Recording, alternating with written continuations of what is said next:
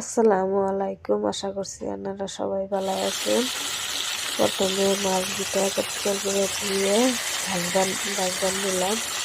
সময় করে ভাজবান নিয়ে পরে সবজিটি কাটতে নিলাম। আলু, বিলাহি, মটর কাটতে নিলাম। নিয়ে মাছ ভাজাটি হয়েছে বানালাম। পরে কড়াই তেল দিলাম, জিরা দিলাম, পেঁয়াজ দিলাম, দিয়ে মশলা আমি মরিচের গুঁড়া, ধনিয়ার গুঁড়া, হলুদের গুঁড়া, জিরার গুঁড়া, হলুদের গুঁড়া, নিমখ দিয়ে মশলা আমি ভালো করে সুন্দর করে কষায় নিলাম। নিয়ে বিলাহি, মটর, আলু দিয়ে দিলাম, দিয়ে নাড়াচাড়ি করলাম। সুন্দর নাড়াচাড়ি হওয়ার পরে অল্প কষাবার নিয়ে অল্প ঝুল দিলাম, দিয়ে নাড়াচাড়ি করে দিলাম। নাড়াচাড়ি করে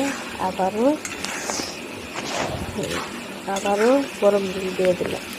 গরম জল দিয়ে 10 মিনিট পরে ভাজে ধোয়া মাছটি আবার দিয়ে ঢাকনা মেরে দিলাম।